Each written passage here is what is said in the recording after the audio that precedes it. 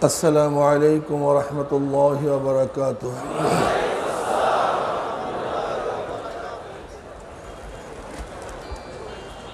نحمده ونصلي على رسوله الكريم أما بعد فأعوذ بالله من الشيطان الرجيم بسم الله الرحمن الرحيم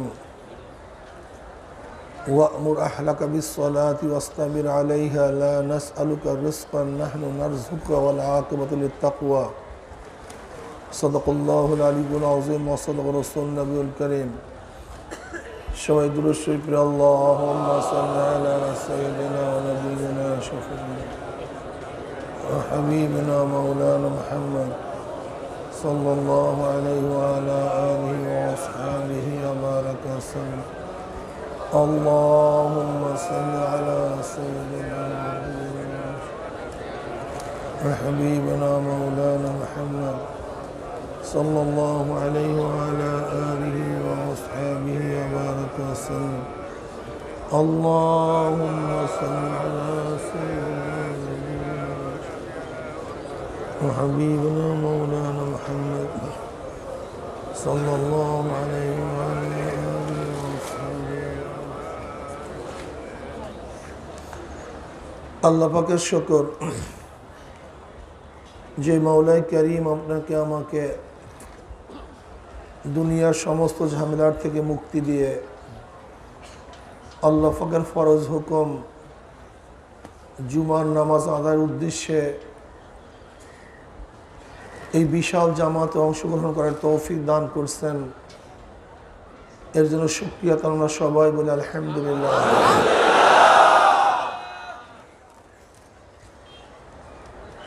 অনেক মানুষ তারা জুমার নামাজে উপস্থিত হতে পারবে না, কেউ বা ইচ্ছা করে উপস্থিত হবে না, কেউ বা অনিচ্ছায় উপস্থিত হবে না, কারোর আগ্রহী নেই নামাজের প্রতি। সে ব্যক্তি ইচ্ছা না থাকার কারণে নামাজে উপস্থিত হতে পারে নাই। আর হয়তোবা কেউ নামাজে আগ্রহী ছিল লেকিন অসুস্থ, মুসাফের, ঝামেলার মধ্যে, এর জন্য সে নামাজ উপস্থিত হতে পারে নাই। কিন্তু আল্লাহ পাক রব্বুল আলামিন উভয় প্রকার থেকে হেফাজত করে আমরা আগ্রহশীল এবং নামাজে উপস্থিত হওয়ার আল্লাহ পাক তৌফিকও দান করছেন। আল্লাহ পাক রব্বুল আলামিন আপনাকে আমাকে মেহেরবানি করে এই জামাতে নামাজ আদায়ের উদ্দেশ্যে বাড়িঘর ছেড়ে দোকানপাট বন্ধ করে নামাজে উপস্থিত হওয়ার তৌফিক দান করছেন। এটা বহুত বড় নিয়ামত, অনেক বড় নিয়ামত। কাজে আমরা শুকরিয়া দান আবার বলি আলহামদুলিল্লাহ। জুমার দিন তো অন্যান্য দিনের সরদার দিন, মুসলমানদের ঈদের দিন। এছাড়াও নামাজের প্রতি আল্লাহ পাক রব্বুল আলামিন অনেক বেশি গুরুত্ব দিয়েছেন। ঈমানের পরই নামাজের অবস্থান। আল্লাহ পাক আদেশ করেছেন তার নবীকে ওয়া'মুর আহলাকা বিস-সালাত ওয়াসতাবির আলাইহা লা নাসআলুকা রিজকান নাহনু নারযুকুকা ওয়াল আকিবাতু লিত-তাকওয়া ওয়া'মুর আহলাকা বিস-সালাত। হে নবী, আপনি আপনার আহালকে, পরিবার পরিজনকে নামাজের আদেশ করুন। পরিবার পরিজনকে নামাজের আদেশের জন্য আল্লাহ নবীকে আল্লাহ পাক নিজে অর্ডার করেছেন। আপনি শুধু আদেশ করবেন, নিজে নামাজ পড়বেন না, তা হবে না। ওয়াসতাবির আলাইহা, আপনিও নামাজ পড়তে থাকুন। এই কোরআনের আয়াত থেকে আমাদেরকে প্রথম বুঝতে হবে, আমার দাওয়াত প্রথম চলবে আহালদের কাছে, আমার পরিবার পরিজনের কাছে দাওয়াত চলবে। আমরা দেখা যায় অনেকেই পরিবার পরিজনকে দাওয়াত দেওয়ার থেকে গাফেল। নিজে নামাজ পড়ি, আমার ছেলে নামাজ পড়ে কি পড়ে না এর প্রতি আমার কোনো খেয়াল নাই। নিজে রোজা রাখি, আমার আহাল রোজা রাখি কি রাখে না কোনো খবরই নাই। আমি তো দাড়ি রাখছি, আহালকে দাড়ি রাখার আদেশ করি না। আমি তো দিন অনুযায়ী চলি, আহালকে দিন অনুযায়ী চলার জন্য নির্দেশ করি না। তোমার এই ইবাদতের মূল্য নাই। আল্লাহ পাক ইবাদতের পদ্ধতি শিখাইয়া দিয়েছেন, ওয়ামুর আহলাকা বিসসালাত ওয়াস্তাবির আলাইহা, তুমি তোমার আহালকে নামাজের আদেশ করো এবং তুমিও নামাজ পড়তে থাকো। এখান থেকে আর একটা জিনিস বুঝতে হবে, নিজে দাওয়াত দিবেন, আমল করবেন না, এর অবস্থা কেমন হবে? কাবুরা মাকতান ইনদাল্লাহি আন তাকুলু মা লা তাফআলুন, এর অবস্থা ওই ব্যক্তির মতো হবে যে নিজে তো দাওয়াত দিবে, যদি নিজে আমল না করে, তো এর চেয়ে নিকৃষ্ট কোনো কথা আমার আল্লাহর কাছে কিছুই নেই। সবচেয়ে নিকৃষ্ট কথা ওই কথা যেই মুখ থেকে অন্যকে দাওয়াত দেয় কিন্তু দাওয়াত অনুযায়ী নিজে আমল করে না। দায়ী দাওয়াত অনুযায়ী কি করে না? আমল করে না। এই কথাগুলো আল্লাহর কাছে খুবই নিকৃষ্ট। আল্লাহ পাক রব্বুল আলামিন নামাজের আদেশ করছেন। নামাজের কতগুলি দিক আছে, কিছু বাহ্যিক দিক আছে, কিছু ভিতরগত দিক আছে। যেমন আমি মানুষ, আমার বাহ্যিক কিছু দিক আছে, আমার ভিতরেও কিছু দিক আছে। হাত পাও চক্ষু এগুলি দেখা যায়, কিন্তু আমার রূহ এটা দেখা যায় না। আমার বাহ্যিক অঙ্গের মধ্যে কিছু ফরজ আছে, কিছু ওয়াজিব আছে, কিছু সুন্নাত আছে, কিছু মুস্তাহাব আছে। যেমন আমি বাঁচার জন্য আমার মাথা ফরজ, যদি আমার মাথা না থাকে আমি মারা যাব। আমি বাঁচার জন্য আমার হার্ট ফরজ, হার্ট না থাকলে আমি মারা যাব। লাঞ্চ ফরজ, লাঞ্চ না থাকলে আমি মারা যাব, আমি মুর্দা হয়ে যাব, মৃত্যু, ঠিক না? কিছু আছে ওয়াজিব, আমি মারা যাব না, লেকিন আমি কোনো কাজেও লাগবো না। যেমন আমার মাথা আছে, হার্ট আছে, লাঞ্চ আছে, কিন্তু চক্ষু নাই। কি নাই? চক্ষু নাই। তা আমি বাঁচবো তো ঠিকই, লেকিন কাজে লাগবো না। আমার দুইটা হাত নাই, বাঁচবো তো ঠিকই, আমি কি কাজে লাগবো? আমার দুইটা পাও নাই। তা এইটা হলো ওয়াজিব।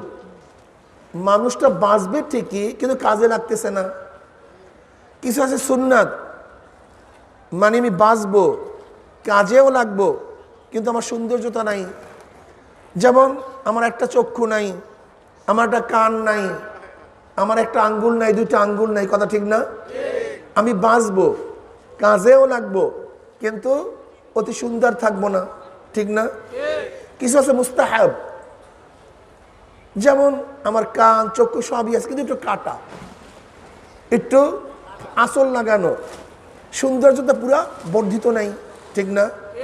ঠিক নামাজের মধ্যে কিছু আছে ফরজ, কিছু আছে ওয়াজিব, কিছু আছে সুন্নাত, কিছু আছে মুস্তাহাব। ফরজগুলি না থাকলে ডেট, নামাজটাই শেষ, নামাজটা শেষ, নামাজ কোনো কাজেই লাগবে না। কিছু আছে নামাজের মধ্যে ওয়াজিব, নামাজ তো হয়ে যাবে বটে, কিন্তু নামাজটা কাজে লাগবে না, এগুলো ওয়াজিব, কি কথা ঠিক না? কিছু আছে নামাজের সুন্নাত, নামাজও হবে, কাজেও লাগবে, কিন্তু সুন্দর হইল না। কিছু আছে মুস্তাহাব, নামাজও হবে, কাজেও লাগবে, সুন্দরও আছে, কিন্তু অতি সুন্দর হইল না, কি কথা ঠিক না ভাই? ঠিক আমার মধ্যে যেরকম বাহ্যিক কিছু ফরজ আছে, ওয়াজিব আছে, সুন্নাত আছে, মুস্তাহাব আছে, আবার রূহ, এইটা আমার বাঁচার জন্য ফরজ, রূহ, ঠিক না? আমার চক্ষু, কান, মাথা, হাড়, লাঞ্চ, রক্ত সবই আছে, পাও, হাত, কোনো জায়গায় ত্রুটি নেই, কিন্তু ভিতর রূহ নেই। কি নাই? আমি ডেড, আমি কোনো কাজে লাগবো না। ঠিক নামাজের কিছু ফরজ, কেরাত আছে, রুকু আছে, সেজদা আছে, আছে কি নাই? কিয়াম আছে, জলসা আছে, কওমা আছে, সবগুলি ঠিকই আছে, কিন্তু হুজুরে কলব নেই, হুজুরে কলব নেই। আমি কার জন্য ইবাদতটা করতেছি, কার সামনে দাঁড়াইছি, আমি কার সামনে নত হইতেছি, আমি কাকে সেজদা করতেছি, এই রূহ নাই। যেরকম একটা মানুষের হাত পাও চক্ষু সব ঠিক থাকা সত্ত্বেও রূহ না থাকলে মানুষটা ডেড হয়ে যায়, ঠিক তদ্রূপ নামাজের মধ্যেও যদি রূহ হুজুরি কলব না থাকে তাহলে নামাজটাও ডেড হয়ে যায়। দেখেন নবী আলাইহিস সালাতু ওয়াস সালামকে জিব্রাইল প্রশ্ন করছে, ওয়ামাল ইহসান ইয়া রাসূলুল্লাহ, ইহসান কি জিনিস? নবী আলাইহিস সালাতু ওয়াস সালাম কি জবাব দিলেন? আনতা আবুদাল্লাহা কাআন্নাকা তারা ফা ইন লাম তাকুন তারাহু ফা ইন্নাহু ইয়ারাক। ওমাল ইহসান ইয়া রাসূলুল্লাহ, ইহসান কি জিনিস? নবী আলাইহিস সালাতু ওয়াস সালাম জবাব দিলেন, আনতা আবুদাল্লাহা কাআন্নাকা তারা ফা ইন লাম তাকুন তারাহু ফা ইন্নাহু ইয়ারাক। তুমি এমনভাবে ইবাদত করো গোয়াকে মনে হয় জানো তুমি আল্লাহকে দেখতেছো। কাকে দেখতেছো? আল্লাহকে। যদি এই ভাব তোমার মধ্যে পয়দা না হয়, এই ভাব এই হালাত যদি পয়দা না হয়, তাহলে তুমি খেয়াল করো মাওলা তোমাকে দেখতেছে। প্রিয় ভাইয়ারা আমার, খুব খেয়াল দেন, খুব খেয়ালের সাথে কথাটা শোনার চেষ্টা করেন, খুব খেয়ালের সাথে। নবী আলাইহিস সালাতু ওয়াস সালাম ইবাদতের দুইটা পদ্ধতি বাতাইছেন। কয়টা পদ্ধতি? আনতা আবুদাল্লাহা কাআন্নাকা তারা ফা ইন লাম তাকুন তারাহু ফা ইন্নাহু ইয়ারাক। তুমি এমনভাবে ইবাদত করো, ইবাদতের সূরা দুইটা, ইবাদতের সূরা দুইটা। হয়তো তুমি আল্লাহকে দেখবা, নয়তো আল্লাহ তোমাকে দেখবে। এর বাহিরে ইবাদতের কোনো সূরাত আমাকে বলেন, এর বাহিরে ইবাদতের সূরাত নাই। হয়তো মোরাকাবা হবে, মুশাহাদা হবে, তুমি আল্লাহকে দেখবা অথবা আল্লাহ তোমাকে দেখবে, এই খেয়াল পয়দা হবে। এটা রূহ, এটা নামাজের কি? এটা রূহ। যেমন আমার হাত পা চক্ষু দেখা যায়, রূহ দেখা যায় না, ঠিক আমার কিয়াম দেখা যায়, কিরাত দেখা যায়, রুকু দেখা যায়, সাজদা দেখা যায়, কিন্তু নামাজের রূহ হুজুরে কলব এটা দেখা যায় না, এইটা দেখা যায় না। এখন আমাদের অবস্থা হলো এই যে আমরা তো বাহ্যিক শরীরকে সাজাতে চাই, কিন্তু আমার ভিতরে যে রূহ নাই সেই খবরও নাই। নালায়েক আমরা, কমবখ্ত আমরা, জাহেল। এই জাহালাতের কারণে, মূর্খতার কারণে যে রূহবিহীন এই ব্যক্তিকে সাজসজ্জা লাভটা কি? রূহবিহীন এই ব্যক্তিকে সাজসজ্জা লাভটা কি? রূহই তো নাই। আবার যদি ভাবেন আমার রূহের প্রয়োজন, শরীরের প্রয়োজন নাই, এটাও ঠিক না, এইটাও ঠিক না। যেরকম রূহ ছাড়া শরীর নাই, শরীর ছাড়া রূহ নাই, বাহ্যিক আমল ছাড়া নামাজ নাই, আবার হুজুরে কলব ছাড়াও নামাজ নাই। আমরা অনেকে আবার বলতে পারি যে হুজুর, যেহেতু হুজুরে কলব নাই, কাজে নামাজ পড়িয়া ফায়দাটা কি? আগে হুজুরে কলব হবে, তারপরে নামাজ পড়বো। এটা ভুল, গলত। দেখেন, সাইকেল চালাইতে চালাইতে সাইকেল শিক্ষা গ্রহণ করা যায়, মোটরসাইকেল চালাইতে চালাইতে ভালোভাবে ড্রাইভার হওয়া যায়। কি কথা ঠিক না? যদি কোনো ব্যক্তি চালানোই শুরু না করে, সে কোনোদিন শিখতে পারবে? লিখতে লিখতে ভালো লেখা শেখা যায়, নামাজ পড়তে পড়তে হুজুরি কল পয়দা হয়। কোনো ব্যক্তি লেখাই শুরু করে নেই, সে যদি বলে আগে আমার লেখা সুন্দর হবে তারপর আমি লিখবো, কিয়ামত পর্যন্ত তার লেখা সুন্দর হবে না। কেউ যদি বলে আমি আগে সাইকেল শিক্ষা গ্রহণ করে তারপর চালাবো, এই পিছনে মাইকে শোনে না, যদি কেউ বলে পিছনে মাইক শোনে না, দেখেন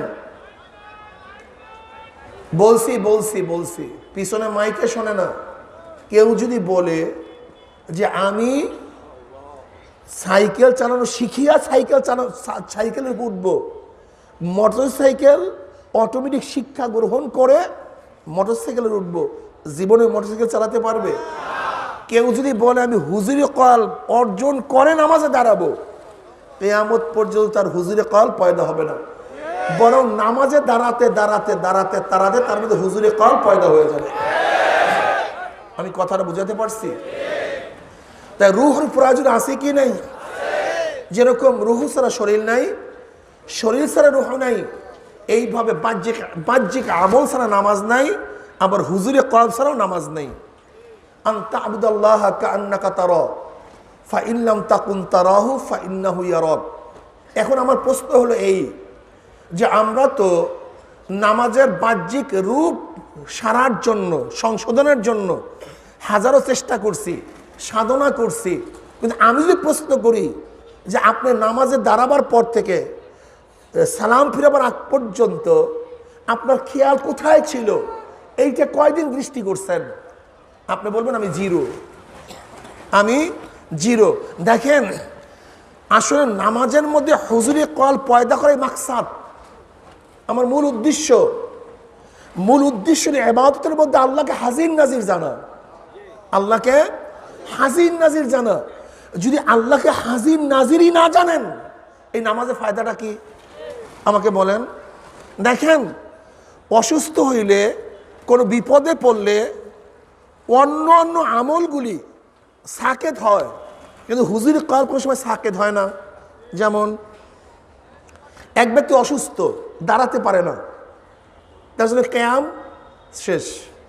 এক ব্যক্তি অসুস্থ, রুকু দিতে পারে না, তার জন্য রুকু বাদ। এক ব্যক্তি অসুস্থ, বসতে পারে না, তার জন্য বসা বাদ। খুব ভালো মতো খেয়াল করে দেখেন, খুব খেয়ালের সাথে কথাগুলি শুনতে হবে। দেখেন, এক এক ব্যক্তি অসুস্থতার কারণে এক ব্যক্তি এমন জায়গায় চলে গেছে যেখানে কেবলার নির্দিষ্টতা নাই, কেবলা ঠিক করতে পারতেছে না। তার জন্য কি আসছে? কুদরতি কেবলা। কি কেবলা? কুদরতি কেবলা। সে চিন্তা করবে কোথায় কেবলা, কোথায় কেবলা, কোথায় কেবলা, কোথায় কেবলা। এরকম চিন্তা করতে করতে করতে করতে করতে করতে করতে যখন স্থির করবে এইদিকে কেবলা হবে, যদিও ওইদিকে কেবলা না, কিন্তু চেষ্টা করার পরে সে যদি মনে করে এইটাই কেবলা, তাহলে তার নামাজ, কথা বলেন, নামাজ হয়ে যাবে। খুব খেয়াল করে দেখেন। কিন্তু এক ব্যক্তি অসুস্থ হয়েছে, সব হয়েছে, শুয়ে শুয়ে নামাজ পড়ে, তখনও তার খেয়াল করতে হবে আমি ইবাদত করতেছি কার? এইটা কোনো অবস্থাতে আপনার থেকে দুর্বৃত্ত হবে না। আপনার অসুস্থতার কারণে কিয়াম নাই, অসুস্থতার কারণে রুকু নাই, অসুস্থতার কারণে সেজদা নাই, অসুস্থতার কারণে কেবলা নাই, তার মানে হুজুরে কল আপনি আল্লাহকে সেজদা করতেছেন, আল্লাহর সামনে দাঁড়াইছেন, আল্লাহর ইবাদত করতেছেন, আল্লাহর জন্যই করতেছেন। এই খেয়াল কোনো অবস্থাতেই আপনার থেকে দুর্বৃত্ত হবে না, খেয়াল দুর্বৃত্ত হবে না। অথচ দেখা যায় যেই খেয়াল আমার থেকে কোনো অবস্থাতেই দুর্বৃত্ত হবে না,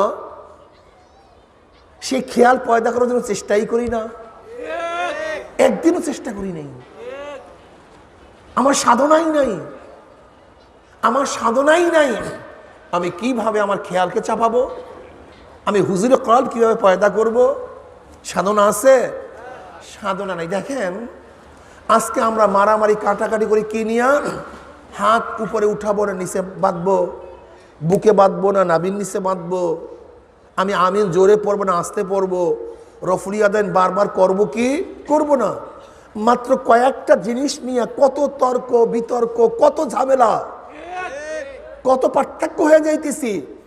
কিন্তু যেই হুজুরে কল আনতা আবুদাল্লাহ কাআন্নাকা তারা ফাইন লাম তাকুন তারাহু ফাইন্নাহু ইয়ারাক, বুখারী মুসলিমের রওয়ায়াত, তুমি এমন ভাবে ইবাদত করো যেন আল্লাহ তোমাকে দেখতেছে। যদি সেই হালাত পয়দা না হয়, খেয়াল করে মাওলা তোমাকে দেখতেছে, অথচ এই চিন্তা আমার মধ্যেই নাই।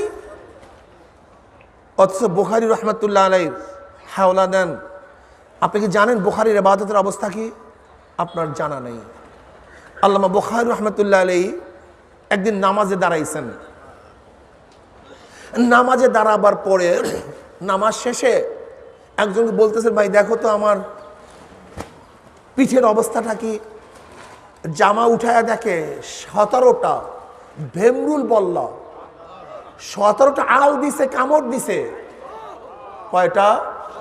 ভেমরুল বল্লা চিনেন না? বিষাক্ত বল্লা, কিন্তু কোনো খবরও নাই। আপনার আমার অবস্থা কি নামাজের? আলী রাদিয়াল্লাহু নামাজে দাঁড়াইছেন, বিষাক্ত তীর পাতে খুলে ফেলাইছে, খবর নাই। আল্লামা গাজ্জালী রাহমাতুল্লাহ আলাইহি তার কিতাবের মধ্যে একটা ঘটনা নিয়ে আসছেন।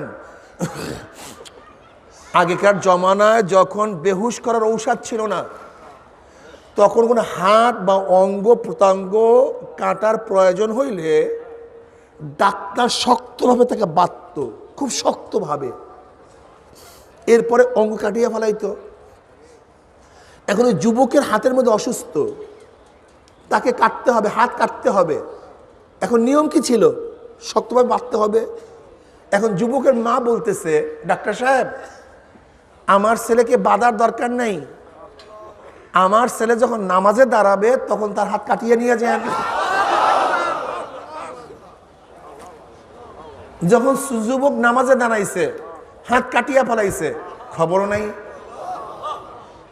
ভাই, এখানে তর্ক বিতর্ক কোন ব্যাপার না। আমি প্রশ্ন করতে চাই যে একজন জেতা মানুষের যদি হাত শরীর থেকে আলাদা করিয়া ফেলায়, ত্যাগ করতে না পারে, দেখেন পিছনের মাইক দেন।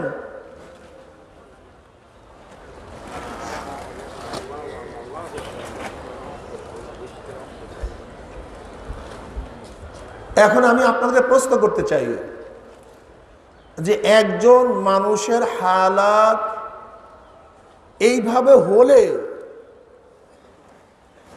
তার আসলে খবর থাকার কথা না। এখন বলতে পারেন এটা কি সম্ভব? আপনি বলতে পারেন এটা কি সম্ভব? হ্যাঁ সম্ভব। এটা সম্ভব কি সম্ভব না? বিশ্বাস হয় না? শোনেন, স্বাধীনতার যুদ্ধে অনেক মানুষ দৌড় দিছে, দেখা যায় কাঁটা এখান থেকে গোশত পড়িয়া গেছে, তার খবর ছিল না। এরকম না, আপনি দেখবেন বিপদের সময় হঠাৎ করে কোনো কিছু আসতেছে, আপনি দৌড় দিচ্ছেন, বাড়িতে গিয়ে দেখেন রক্ত আর রক্ত। কিরকম ঘটনা আছে কি নাই? ঘটনা কি? এখন আপনাকে আঘাত করলে এত ব্যথা পান, কিন্তু আপনি বিপদ দেখিয়া দৌড় দিচ্ছেন, দৌড় দেওয়ার পরে আপনার এখান থেকে অনেক অনেক জায়গা ছিঁড়িয়া গেছে, অনেক বড় একটা কাটা হয়ে গেছে, রক্ত ঝরঝর করে পড়তেছে, আপনি খেয়াল করতে পারলেন না কেন? তখন আপনার খেয়াল বিপদের দিকে। কিসের দিকে? আপনার কলিজার মধ্যে আতঙ্ক সৃষ্টি হয়ে গেছে। এই আতঙ্কতার কারণে শরীরে অন্য অন্য খেয়াল, অন্য অন্য অঙ্গ প্রত্যঙ্গ সবকিছু অপাস হয়ে গেছে। ঠিক যেই ব্যক্তি ইবাদতের মধ্যে, মুরাকাবার মধ্যে ডুব দেয়, আল্লাহর ইশক মারিফতের মধ্যে ডুব দেয়, তখন তার অবস্থা এরকম হয়ে যায়। আসলে আমরা খেয়ালই করি না। এক ব্যক্তি ভয় পেয়ে দৌড় দেওয়ার পরে ঘরে গিয়ে দেখে তার পায়ে এতগুলি কাটা, রক্ত ঝরতেছে, কখন রক্ত পড়তেছে খবরও নাই। কি কথা ঠিক না? তাহলে আল্লাহর সামনে দাঁড়াবার এই সূরাত যদি হয়, তখনই অরিজিনালি ইবাদতের মধ্যে মজা।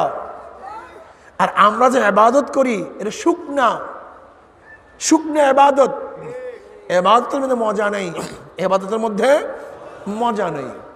আনতা আবুদাল্লাহ কাআন্নাকা তারা ফা ইন লাম তাকুন তারাহু ফা ইন্নাহু ইয়ারাক। এখন আমি যুবক বন্ধুদেরকে প্রশ্ন করতে চাই, যেই যুবকের মা তার হাত কাটিয়ে নিয়ে গেছে, বলছে হাত কাটার জন্য বলছে নামাজের সময়, সে টের পাবে না, অথচ আমিও তো যুবক, আপনিও যুবক, অথচ আপনার এবং নামাজের অবস্থা কি একটু চিন্তা করার বিষয় আছে কি নাই ভাই? জীবনভর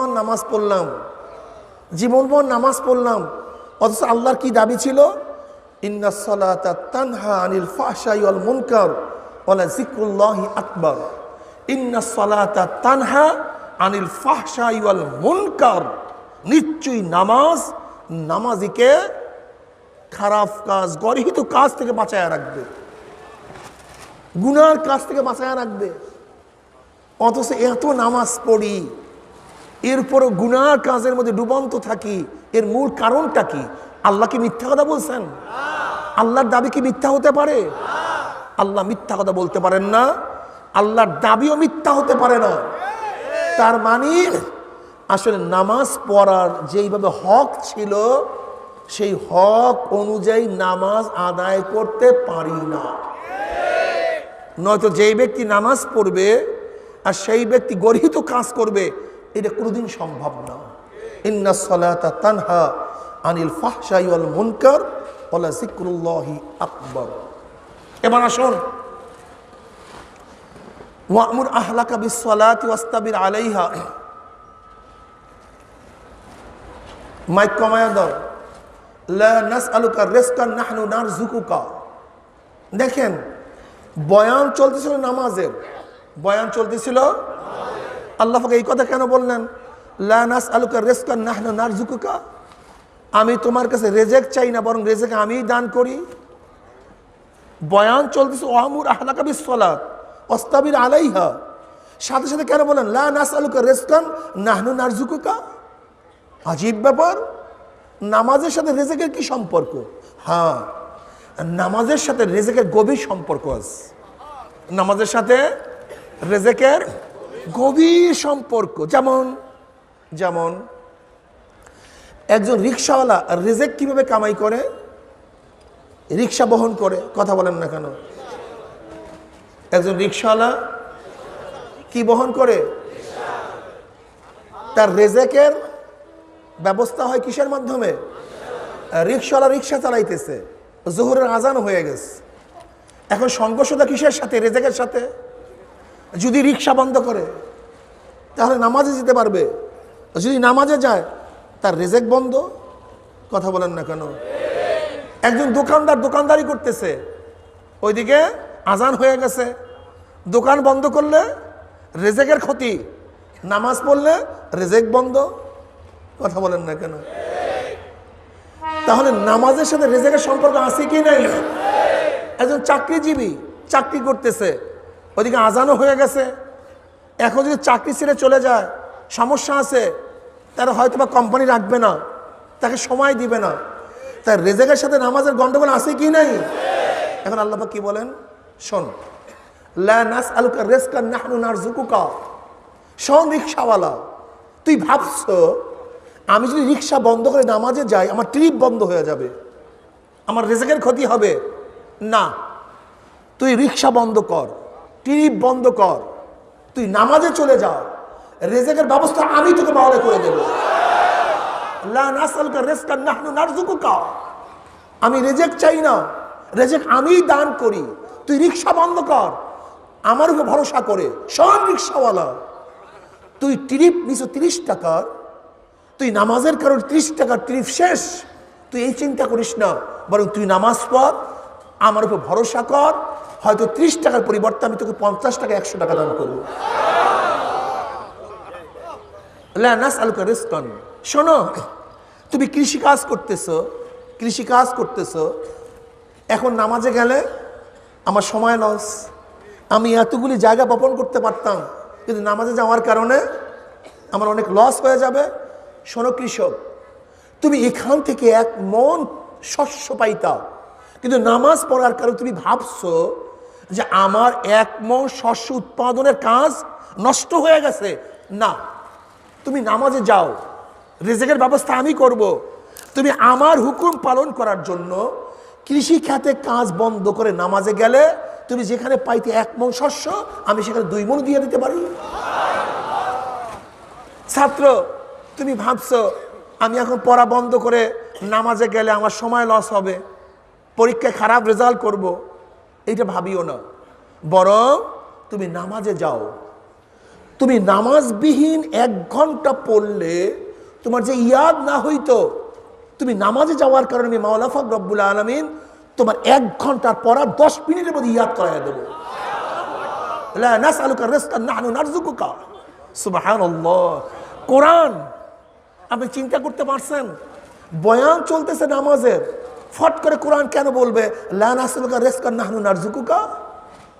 আপনি চিন্তা করতে পারছেন? দেখো বাসওয়ালা, তুমি ভাবছো দেখেন বাসে উঠলে একটু নামাজের টাইম চাইলে ড্রাইভার বলে নামাজের সময় নেই, এত সময় লস হয়ে গেছে, এত সময় নষ্ট হয়ে গেছে, সময় দিবেন আপনাকে। ওরে গাধা, তুই নামাজের জন্য সময় দে, তুই জ্যামের মধ্যে 3 ঘন্টা পড়িয়ে আসছোস, তোর যদি চাক্কা পাঞ্চার হয়ে যায় সেখানে তোর 1 ঘন্টা সময় ব্যয় হবে, একটা নার্স সিরিয়া গেলে 1.5 ঘন্টা 2 ঘন্টা সময় ব্যয় হবে, বা তোর একটা জিনিস ভেঙে গেলে তুই জিতেই পারবি না। কি কথা ঠিক না? অথচ নামাজের সময় চাইতে গেলেই বলে ভাই অনেক সময় লস হয়ে গেছে, অনেক সময় লস হয়ে গেছে। না বাবা, তুমি এই কাজ করো, তুমি সময় লস মনে করিও না, বরং তুমি আল্লাহর দিকে খেয়াল দাও যে আমি যদি বাস বন্ধ করে নামাজে চলে যাই, তাহলে আল্লাহ পাক রব্বুল আলামিন আমাকে জ্যাম মুক্ত, আমাকে সংখ্যা মুক্ত, আমাকে কোনো ঝামেলা মুক্ত এক সফরের আঞ্জাম আল্লাহ পাক আমাকে দান করবেন। যদি আমি ঢাকায় 5 ঘন্টা যেতে পারতাম, সেখানে আল্লাহ পাক রব্বুল আলামিন আমাকে নামাজের কারণে আরো 1 ঘন্টা 2 ঘন্টা কমাইও দিতে পারেন। লা নাসআলুকা রিজকান নাহনু নারযুকুকা।